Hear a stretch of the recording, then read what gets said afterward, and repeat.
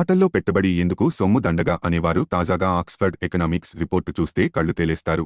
ఒక్క football club అధీనంలోని మైదానాన్ని ఆధునికీకరిస్తే ఏకంగా ఏటా 81 రూపాయలు వేల కోట్ల ఆదాయం బ్రిటన్కు లభిస్తుందట. ఈ విషయం ఇప్పుడా దేశంలో సంచలనంగా మారింది. తాజాగా ఓల్డ్ ట్రాఫోర్డ్ మైదానం చుట్టుపక్కల ఆధునికీకరణ ప్రాజెక్టు ఫీజబిలిటీ స్టడీ రిపోర్టును క్లబ్ సమర్పించింది. దీనిని ఆక్స్ఫర్డ్ ఎకనామిక్స్ సంస్థ నిర్వహించింది.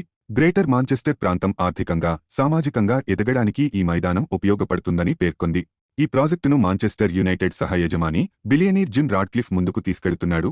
$2 బిలియన్ వెచ్చించి 1,00,000 సీట్లతో సరికొత్త మైదానం నిర్మించడం లేదా ప్రస్తుతం ఉన్న 74,000 సీట్ల ఓల్డ్ ట్రాఫోర్డు సామర్థ్యం పెంచే ప్రతిపాదనలున్నాయి.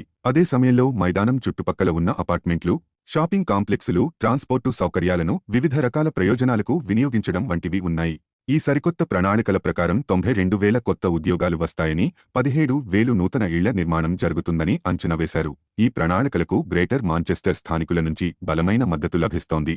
మేయర్ ఆండీ బరం మాట్లాడుతూ, బ్రిటన్లో జరుగుతున్న అతిపెద్ద ఆధునికీకరణ ప్రాజెక్టు ఇదే అవుతుంది. ప్రపంచంలో అత్యుత్తమ మైదానం ఫుట్బాల్ మైదానం నుంచి స్థానికులు కూడా లాభపడతారు అని వ్యాఖ్యానించారు. ఈ స్టేడియం ఆధునికీకరణ పనులపై ప్రఖ్యాత ఆర్కిటెక్ట్ సంస్థ ఫోస్టర్ పార్టనర్స్ పనిచేస్తోంది.